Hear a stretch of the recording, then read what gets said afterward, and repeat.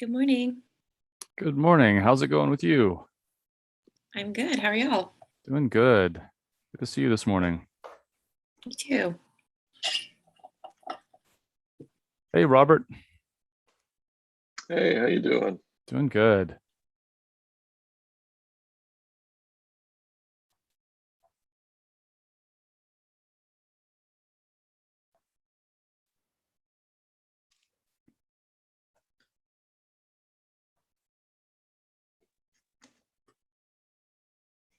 So FYI, Tony won't be joining us today. He's on the road, and um, we'll pray for him during the prayer time. He's had some acquaintances who've died from COVID, and kind of having a hard day. So let's see if we get we'll assign roles here in a minute. Let's see. We'll give Paul a couple more minutes. So how's y'all's week been?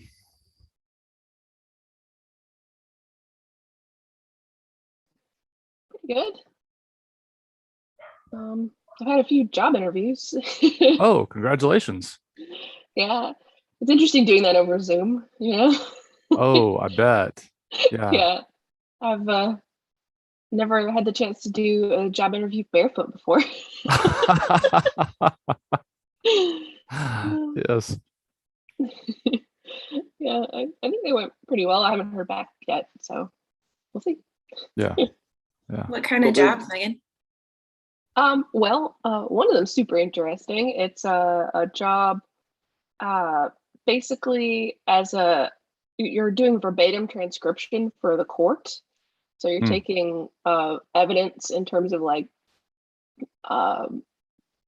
interviews or jail calls or body cam footage too, I think, and Wow. typing that into a readable form so that it can be reviewed by people. And the others are more like just administrative jobs. That one is cool because it would be completely remote. So yeah, we'll see. Well, good luck with that. Let's see. I'm gonna pardon me just a minute.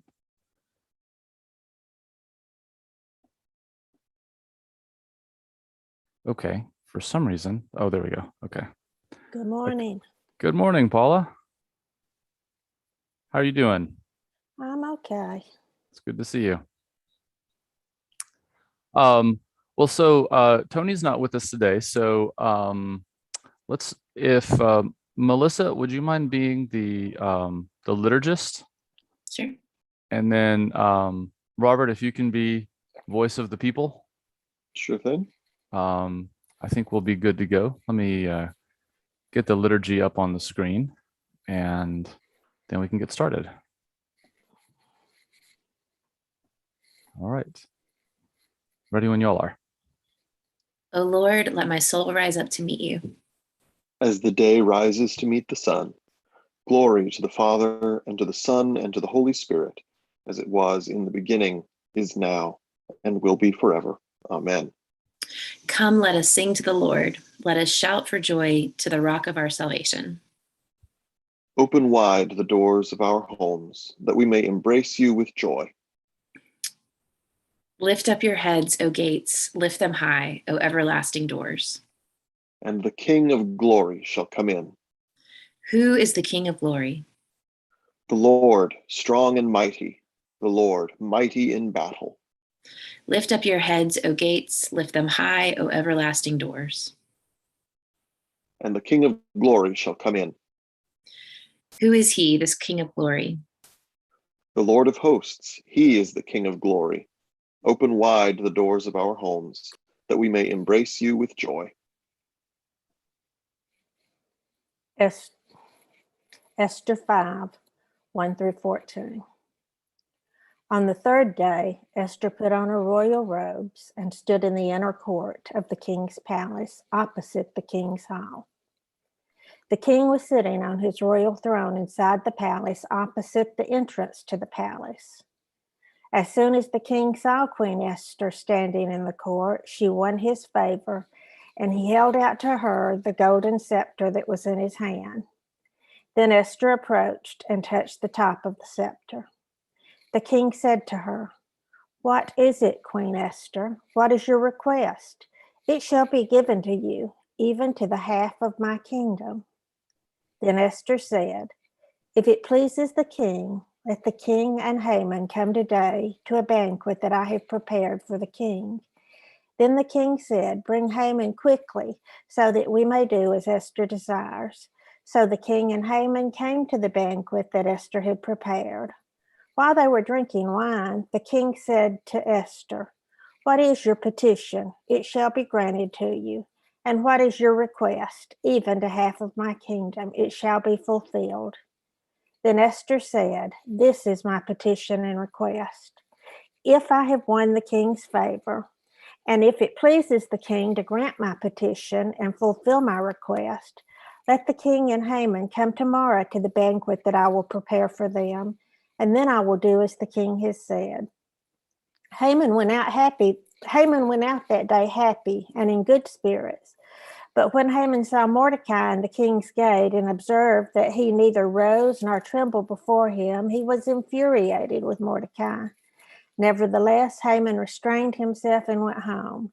Then he sent and called for his friends and his wife Zeresh, and Haman recounted to them the splendor of his riches, the number of his sons, all the promotions with which the king had honored him, and how he had advanced him above the officials and the ministers of the king.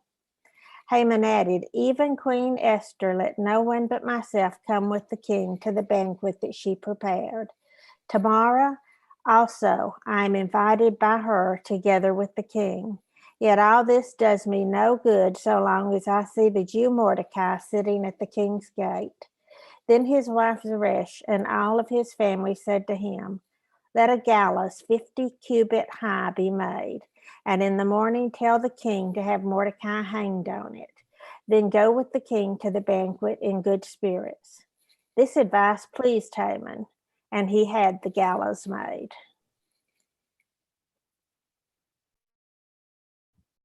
Matthew 5:21-26. You have heard that it was said to those of ancient times, "You shall not murder," and "Whoever murders shall be liable to judgment."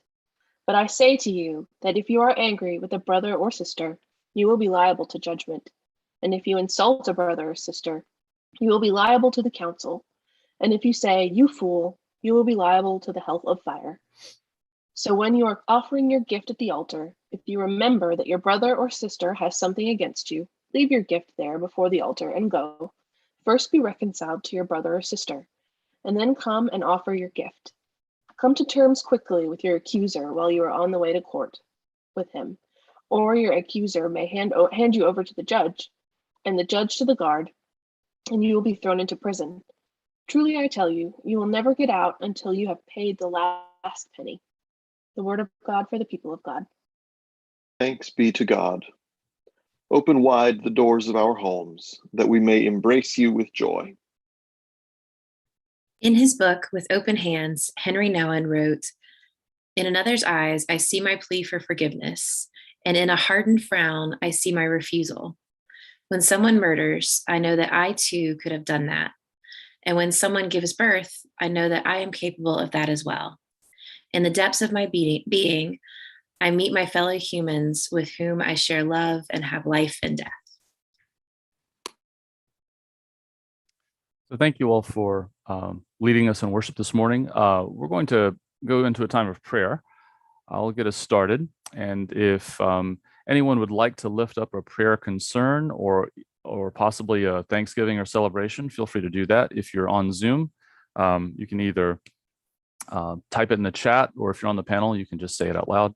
If you're on Facebook or YouTube, if you're joining us via streaming today, feel free to type in the comments. Just make your prayer request, and we will read it out online, and we'll pray for that as well. Also, if you're watching on YouTube or Zoom, if you wouldn't mind liking, commenting, just giving us a record that you were with us today. We'd appreciate that. Let's go to God in a time of prayer.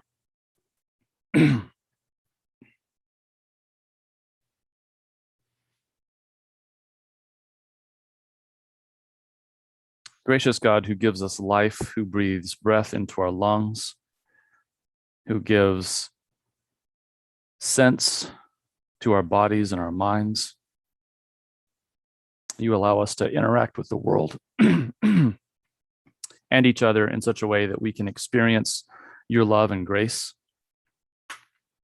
We give you thanks for that continued offer of grace, that even when we're unaware of it, you are still sustaining us, breathing life into us. We lift up to you all those who, for one reason or another, can't stop to enjoy the beauty of your creation, the wonder of being, because they are tormented by worry and by stress, by oppression, by pain. We lift up to you all those places where people's rights are infringed, who live under governments that do not seek their best interest. We lift up to you those who are grieving. We're aware that millions of people have died from COVID in this slow and ongoing tragedy. We also realize that millions, uncountable numbers of many beings are dying because of climate change. Yet we give you thanks for every sign of life around us. We give you thanks for the chickens. We give you thanks for the buzzing insects, the change of seasons, the cool air that signals a return to fall. And we lift up to you our hearts, ourselves, and our brokenness and our weakness. And we invite your grace and healing on us and the world. And I invite those of you listening to share your prayer concerns and your praises as well.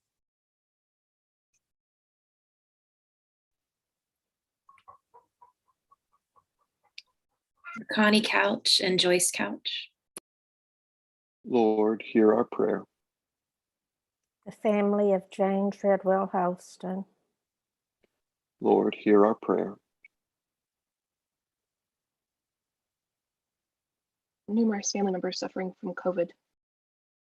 Lord, hear our prayer.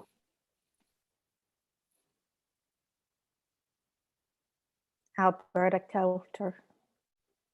Lord, hear our prayer. For Jake Haynes and his family. Lord, hear our prayer.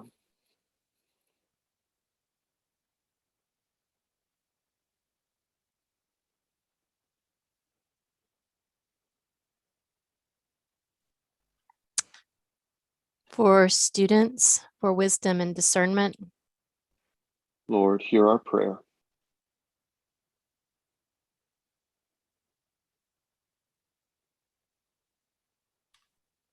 For those who will be traveling next week, that it doesn't add to the spread of disease. Lord, hear our prayer. For Tony and for his friends' families. Lord, hear our prayer.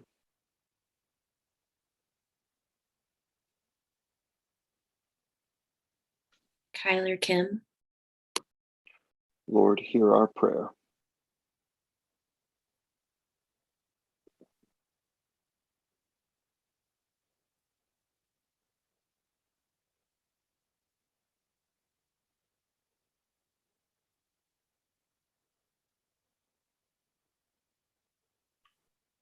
Praise for new ministry opportunities. Lord, hear our prayer.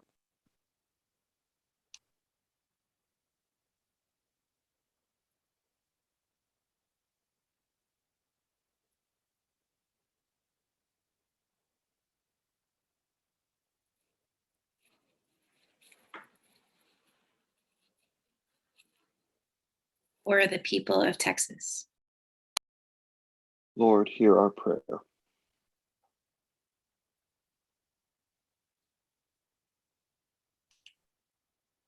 For Ashley and her family. Lord, hear our prayer.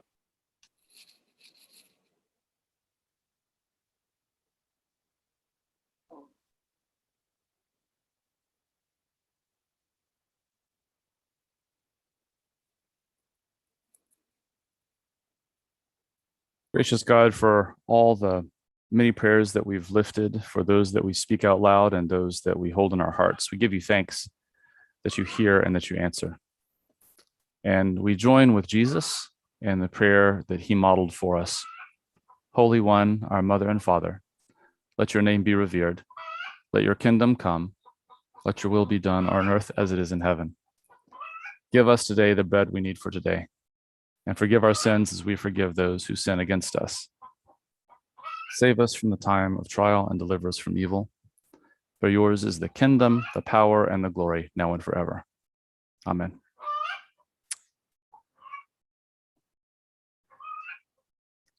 Are y'all hearing the chicken as loudly as I am? It's one of the things about meeting outside. And it's so much like house church, you know. Someone knocks on the door and the dog barks, you know, the chickens make noise. That's the reality of house church. It's not disruptive. It's just the soundtrack. It is. It's the soundtrack. It's the soundtrack of life. It's the chicken praying. It's chickens praying, like, oh, let me get this egg out of me. Anyway, You want to up the production values? Just put a smoke machine in the background next to the chicken coop, there and you know. The laser show that we can raise our hands as we sing, and the chicken squawks. Well, I'm glad to be with you all today. I love the fact that today's scriptures are we have the story of Haman from Esther, paralleled with the passage from Matthew, talking about being angry with a brother or sister. And I just thought, you know, I realized I think I've told the story of Esther once in my preaching career, well, maybe 2 or 3 times, but like the story of Esther is so wonderful. It's certainly deeply problematic. The excerpt today, you hear it's really exploring kind of this bad guy character named Haman. I just want to give you a thumbnail sketch of the story of Esther. It's interesting because I do this coming from a background where, like, I didn't grow up with VeggieTales, but we showed our son VeggieTales and the story of Esther and VeggieTales, where no one dies, but people are banished to the island of tickling. You can't have someone die in VeggieTales, right? And so some of the high stakes are kind of lowered a little bit in the VeggieTales version. Then there's been several recent movie adaptations of Esther. There was One Night with the King, and then they tend to kind of make these into romantic period pieces. The story of Esther is a story of hierarchies and power differentials and oppression. Starts off, the Jews are second-class citizens in the empire of Babylon. This is sometime after the Babylonian exile. And it's the story actually starts off with the king, the emperor of the Babylonian Empire, exiling his previous wife for her refusal to show up at a banquet. And depending how you read this, she could be exercising her right to refuse. He may have been asking her to be sort of exhibitionist, but she refuses, and the men of his advisors, well, all his advisors are men. The men say, "Look, if you let this go unpunished, all the women are going to start standing up to the men." And so the king, hearing this pressure, exiles his wife and resolves to select a new wife from among his harem. And he goes and conscripts, I guess, I don't know what the right word is. Abduct, that's not quite the right word. But he fills his harem with young women, and he tries them out for 365 days, one for every day of the year. And at the end of the year, he picks the one that he likes the best. And that happens to be Esther, who is a Jewish person who passes for Babylonian in their society. And she has this position kind of thrust upon her, and then tries to figure out how to deal with it. In the midst of all this, we have this bad guy, Haman, who is very much kind of a cartoon villain figure, twirling his mustache and everything. But Haman can't stand that Esther's uncle Mordecai doesn't show him proper respect. He's not deferential enough. And part of this stimulates his anti-Semitic hatred, and he gets the king to sign an edict which essentially declares open season on Jews in their country. The word is pogrom. It comes. It was often applied in Eastern Europe to cultures that would systematically attack Jewish communities. And it's something we have to, when we think about the history of this, it's something that we need to acknowledge. Didn't just happen in Eastern Europe, didn't just happen in ancient Babylon, it happened here in the US. Tulsa was a Black community that was destroyed by white supremacist violence. Rosewood was a Black community. There are multiple communities that were attacked and destroyed by white supremacists. So this is something that has happened throughout history. Now, Esther, who could pass for a Babylonian, then, since she's right next to the seat of power, of ultimate power in her society, was struggling with, well, what do I do? And her uncle Mordecai advises her to go and make a request of the king. Now, Esther, again, this is a very hierarchical society. This is don't speak until spoken to.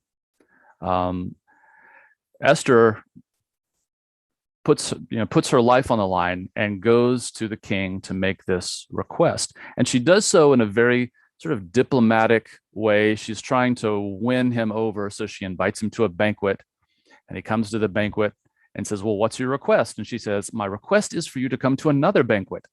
Well, who's going to turn that down, right? So she does this very wily thing where she invites the king and Haman into this sort of private circle.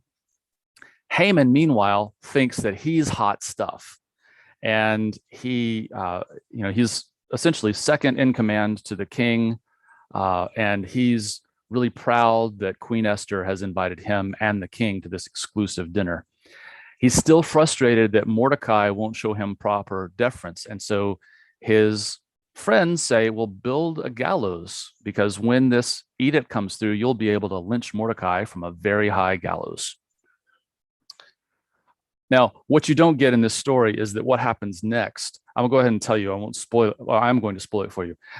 What happens next is when Haman next sees the king remembers that Mordecai saved his life from an assassination coup. And when Haman comes in, the king says, what should I do for someone I really want to honor, who's done such wonderful things for me? And Haman's like, oh, big dude's talking about me. Well, you should put him on your finest horse and lead him through town and have this celebration.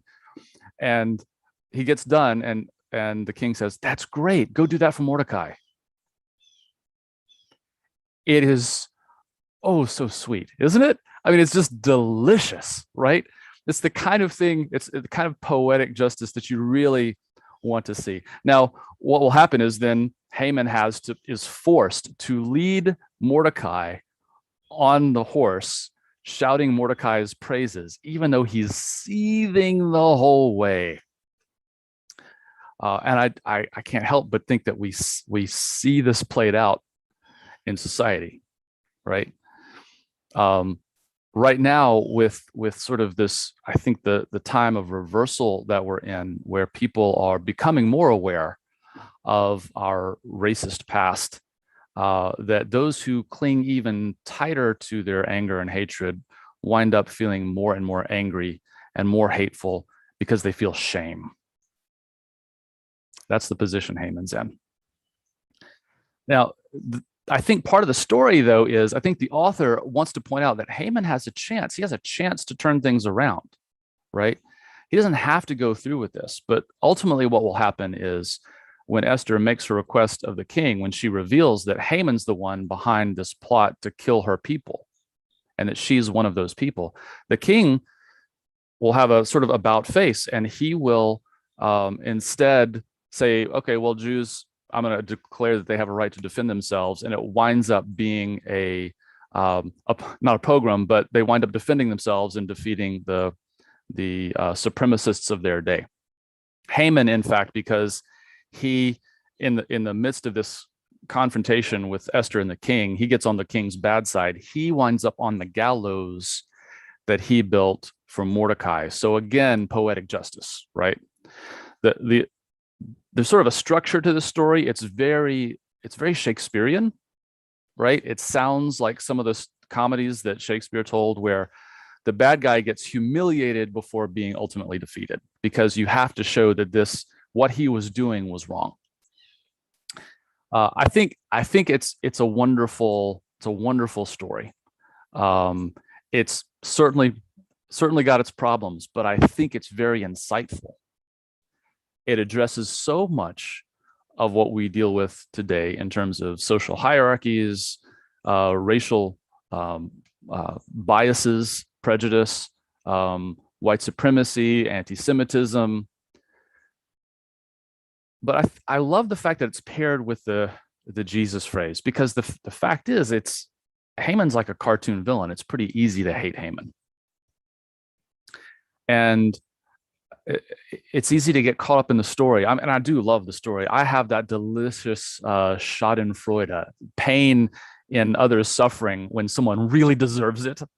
And Jesus's verse both confirms that and brings us up short, right? Because it says, if you are angry with a brother or sister, you've committed murder. Now we can see it so easily in Haman, because his thank you, Robert. Robert says Haman is a prisoner of his own resentments. Yeah, that we can see it so easily in Haman, and it's so hard to see in ourselves. And I do want to say there's a difference between interpersonal, anger and forgiveness. Someone did me wrong and I want to get them back.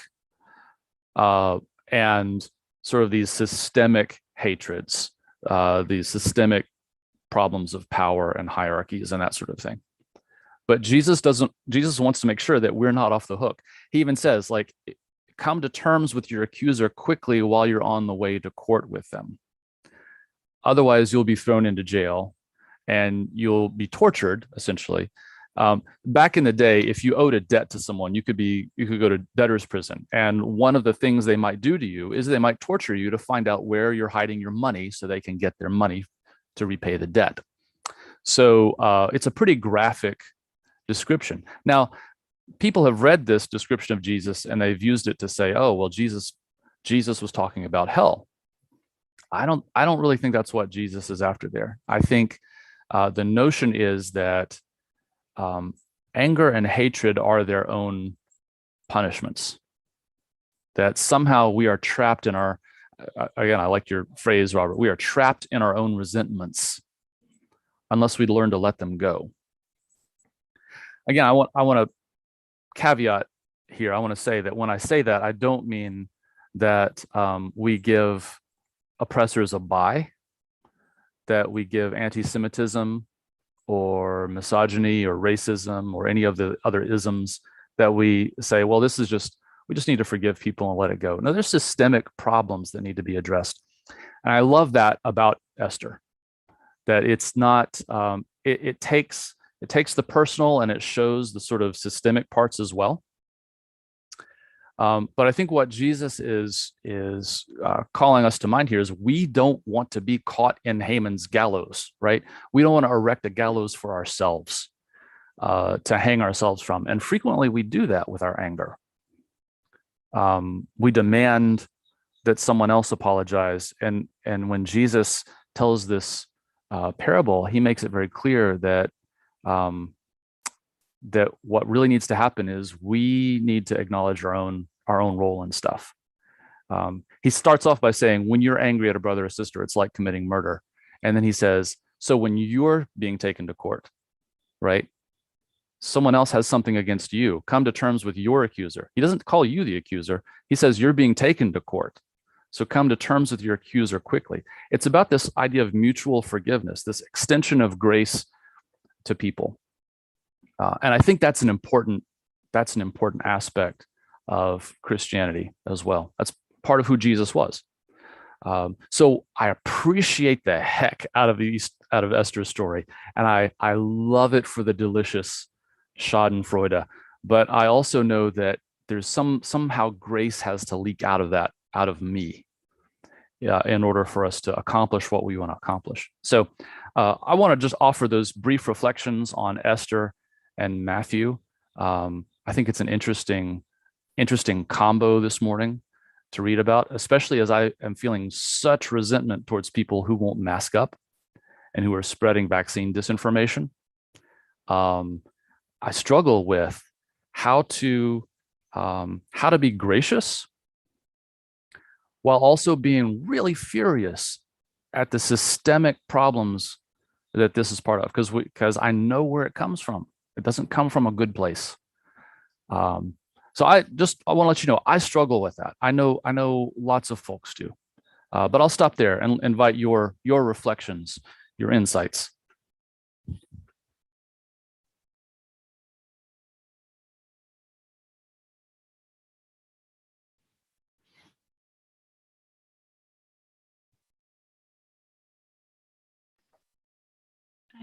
I think probably I'm not alone in that, Esther is one of my favorite stories in the Bible. Like Esther and Ruth, but in Esther's case, it's so intersectional. It has, she's dealing, like, the fact that they front the story, or that, with the fact that he banished his other wife, they're plainly showing the nature of a woman's lot in this culture. Even a very powerful woman, one would think they were powerful, but it's my turn. It's my cat. The fact that and she's also Jewish, so she has to deal with a sort of a double dose of being under the boot of the power in the community. I struggle. I guess I've had some less nuanced descriptions of this story in terms of, like, oh, hi there. It's okay. Like I said, it's house church. The cats come into your lap during house church. That's Wilson. Yeah. Anyway, where was I? You said you've heard some less nuanced descriptions of the story. Yeah, very much like, oh, well, Esther was given this great beauty, so she's supposed to use it, for the good of her people. And I don't know, that seems, the amount of danger that she was in, like, the whole time is just so palpable to me. Yeah. It feels, it's not about her beauty at all. Right. No, thank you for that. The whole anger thing. I've never been an angry person. I've had a hard time understanding people who hold on to anger for years. I had a good friend who almost 20 years ago went through a divorce. And to this day, she's still so angry that you can't talk to her more than 10 minutes before she brings up what a horrible person her husband was, her ex-husband is. And it's reached the point where people just totally avoid her because they're so tired of her whining about it constantly. On the other hand, for the past 4 or 5 years, I have found myself perpetually angry. And it's such a horrible feeling. It affects your mind, your body, everything. And yeah, I have had a hard time letting go of it. And I guess I was naive enough to think that after this last elections, things were going to suddenly get better. Mhm. And they haven't. I mean, we're not a worldwide embarrassment quite as often, Mhm. but between all the junk going on with COVID and war and famine in East Africa, I'm angry. Yeah. And I don't know where to direct the anger. Mhm. Mhm. Yeah.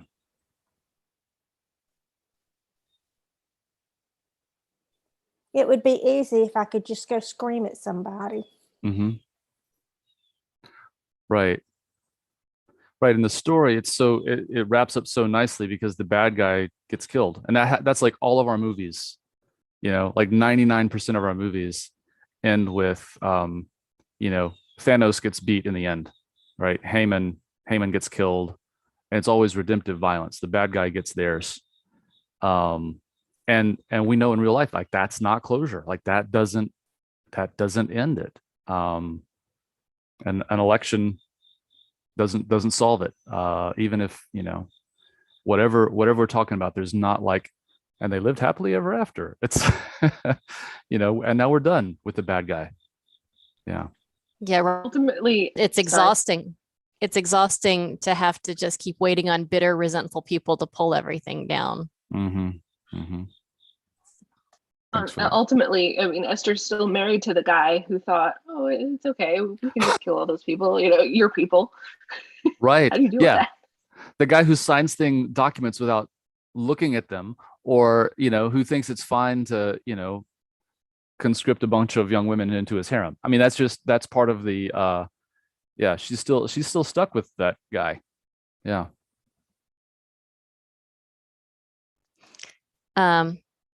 Chris says, just wanted to say that Esther Veggie Tales is the best Veggie Tales. Even with the Island of Perpetual Tickling, they do a great job depicting the story and the message. Yes, they do. And And I love that Haman is the is the asparagus guy, or is the pickle? I can't remember. Anyway, but yeah, it's like that's the voice of Haman right there. And Robert points out that the subtext of inviting the king to a banquet when a banquet where the last wife got banished. Yeah. Yeah. That's a good point. Absolutely. I love that. I think I remember reading someone saying that Esther could be described as a story of male fragility, or a story of fragility in general. like Haman's so very fragile. Like just Mordecai not bowing to him makes him mad. The king is mad. Just, you mad, bro? I mean, that would be a good subtitle. I mean, I see this as, this could be plopped down in Game of Thrones. I mean, it's classic court intrigue, and the way Esther, keeps her friends close, but her enemies closer is like, it's brilliant, Yeah. So anyway. Definitely. The thing that I've always loved so much about Esther is like she really plays the long game in her story. Mm-hmm. Her patience is remarkable, because I think that first season where the king is choosing his next wife or whatever, they say that lasts like a year or more, right? And she's just hanging out, kind of. They talk about how they spend this year like making the women exceptionally beautiful for the king. It's like The Bachelor, right? Like it's that kind of process as he chooses whoever. But then even once she is in that position, she bides her time for months. And like, that's such a meditation to me on like the process of justice. Like we all want so badly for like it to happen today. Like we want God to give us the answer right now. And sometimes we have to sit in tension and discomfort and, like Paula said, anger for a while to see the story play out. Wow. Thank you for that. Yeah. Thinking about the the male fragility angle. So it's interesting to me to stop and think about male fragility actually as a driving force in the society, and not just just a symptom. Mm-hmm. And it actually puts me in mind of a movie that Megan and I watched recently that she had never seen before, which is There Will Be Blood. Mm-hmm. The rapaciousness, right, that goes into just extraction for wealth, and sort of the inability to accept enough, the inability to prioritize relationships, all these things that dramatizes so well. It's you watch the movie and you think, oh, this is about America, this is about capitalism, and it clearly is. But I'm suddenly intrigued by the thought of the male fragility, actually, that like Mm-hmm. it's coming from that place of a sense of vulnerability that I have to reject. Therefore, I'm an oil man, and this is what I do. I go build my derricks and make fortunes, and I do, and I buy and sell and dispense with people as I please. And we haven't invented safety yet. Go die. Mm-hmm. I'm a king, effectively. I'm a freaking Babylonian king of oil, and Mm-hmm. therefore I get to be this force of nature, and I don't have to worry about the fact that I actually am a deeply troubled, vulnerable person. I don't have to reckon with any of that because I'm an oil man. I like that observation, Robert. And I do think one of the things that Esther does so well is it depicts like some of these big, seemingly cosmic forces of oppression and hierarchy are driven by people feeling very small. Like the king has to be a big man because he ultimately doesn't feel like he's got like he doesn't have as much power as he wants. He feels small, and he's afraid that men are going to be made smaller by his wife's refusal to come to his banquet. And Haman's made feels small because Mordecai won't give him. It's like this fear of being small or being vulnerable. Absolutely. Thank you for that.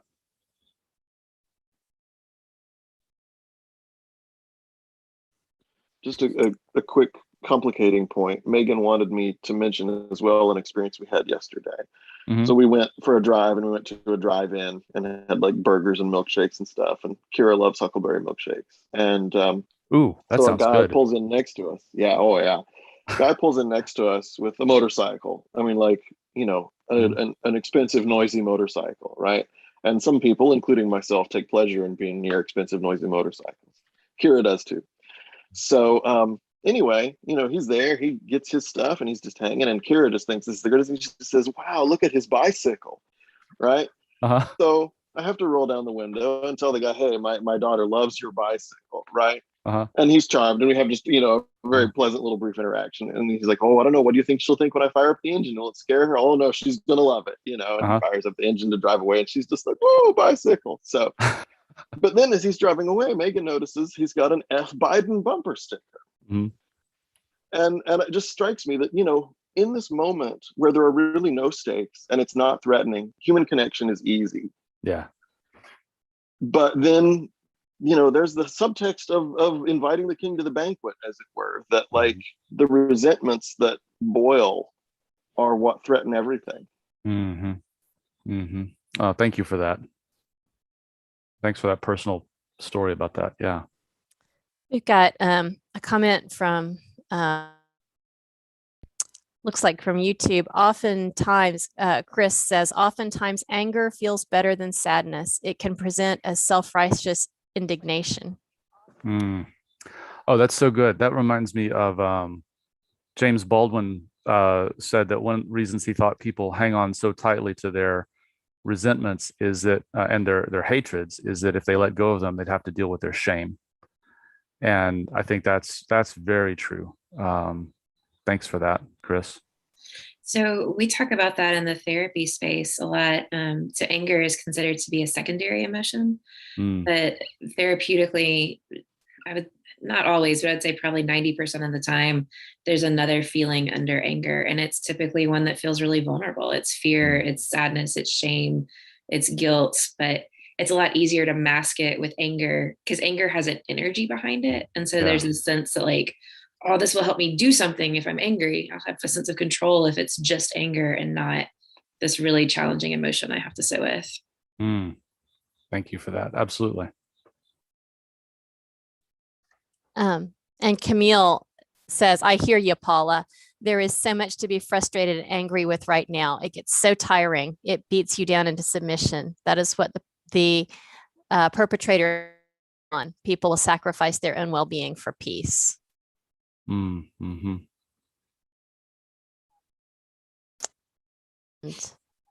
And, Robert says Tony texted to say that SCOTUS striking down pre-clearance was the 50 cubit conservative gallows. Oh, gosh. Yeah, that's true. So for those of you who don't know, the pre-clearance was the requirement that states get clearance to change voting laws. And the Supreme Court struck that down. And as soon as they did, we had all these voter ID laws and all these attempts to restrict various kinds of voting. Right. It's like, oh, now we've won. Let's go ahead and build this gallows. Tony, because you bring that up, that actually reminds me of something. And this is just talk about the long game in the Methodist Church, which is probably going to split over LGBTQ justice in the next couple of years. Way back when the United Methodist Church formed, and it was a union of the Methodist Episcopal Church South with the Methodist Episcopal Church in the North. They came together with the United Brethren. One of the concerns was from Southern churches was, well, how do we protect ourselves from these activist bishops from the North coming down here and telling us to integrate our churches? How do we protect ourselves from that? So they created the system of jurisdictions so that someone from another jurisdiction couldn't tell you how to run your annual conference. Well, fast forward 50 years, when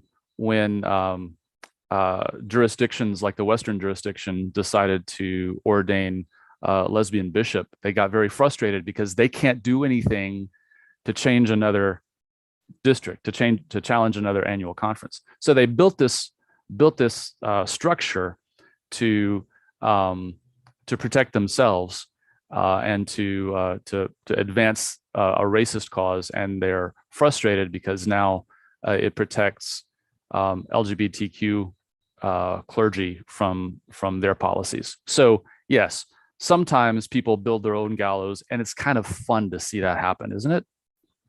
Yeah, anyway.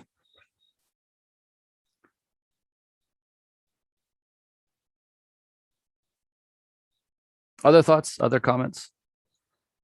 Sorry for that little detour down Methodist polity. That just is something that kind of warms my heart. Tony wants to emphasize that he thinks, their ambitious new gallows worked against them in 2020. Yeah. And that just makes me think, I'm speaking for myself now, that I think the Texas legislature has been working very aggressively on a real Tower of Babel scale gallows. Yeah. And God willing, it will work against them. Right.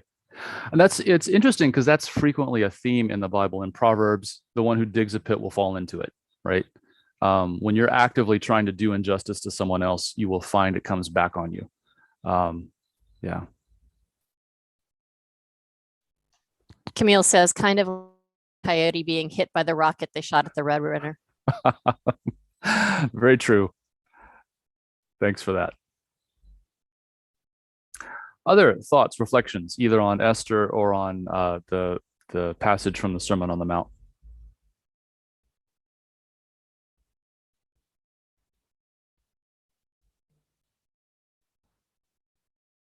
I want to share something about this whole idea of the evil we wish on others coming back to us. So of course it's there in the Matthew passage where Jesus is talking about anger. and frequently people use this passage as though we're talking about hell, as though we're talking about an afterlife where people burn because they weren't forgiving. I'm reminded that Jesus also tells Peter to forgive 70 times 7 times. When Peter says, "How often should I forgive my brother or sister?" Jesus says, "Forgive them 70 times 7." And then he goes on to tell a story about someone who doesn't forgive and who gets thrown in a prison and tortured until he can pay back his debt. But the whole premise is that God isn't like that, right?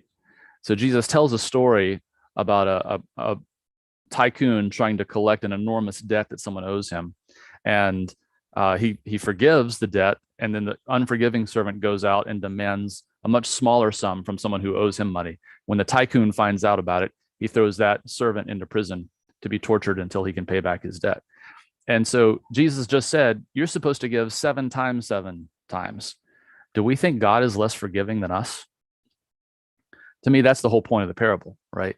So Jesus isn't saying like this is reality, like you're going to go to hell if you don't forgive, if you're angry with a brother or sister.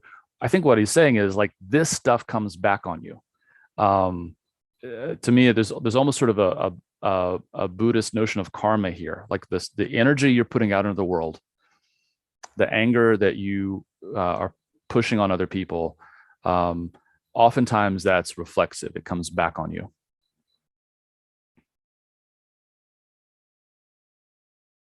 Yeah. Camille says, could that also be reflective of what Jesus means when he says, live by the sword, die by the sword? Oh, thank you for that. Yeah. And Chris says, what you condemn condemns you. Robert adds, if you don't build a gallows for your enemies, you won't end up on it. Yeah. Yeah. Have you heard the expression hoisted on your own petard? So yeah, I had to look up what petard was. It's just a big spear, by the way. So yeah. Well, thank you for conversation. If I don't want to cut off prematurely, if someone has something else to add, but if not, let's go back and close our time together with liturgy. Give me just a second to get it on the screen here.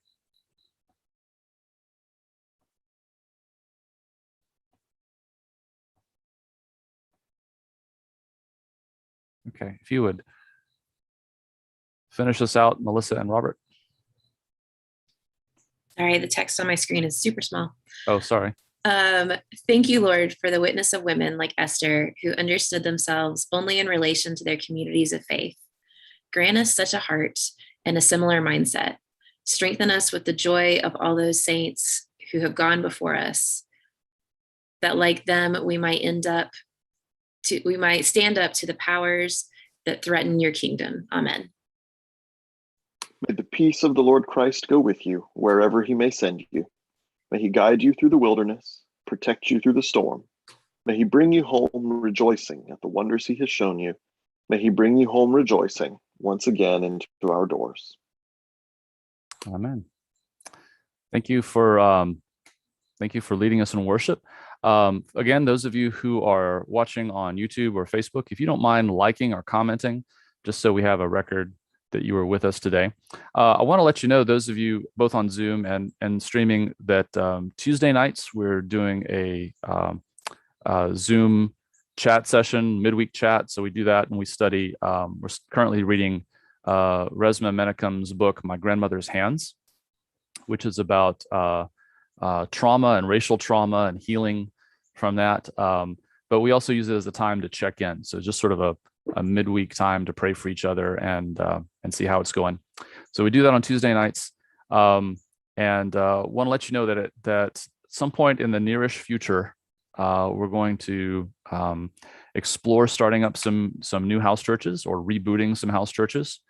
Again, depending on people's risk tolerance and what Delta is doing, we don't want to become a disease vector, but we also want to recognize people's need to be social and with other people in person. So we'll probably look at doing some house church stuff outside, and would invite your comments or concerns or requests in that direction. We're always looking to start new house churches, and especially I think once we figure out how we're going to deal with COVID. Those of you watching, if you would like to be part of a rebooted or rebooting house church, please let us know. So I'm going to go ahead and stop the Zoom stream. Those of you who are on the Zoom call, if you would stick around for just a minute more for announcements and that sort of thing. Thanks. Hope you have a wonderful rest of your day and wonderful week.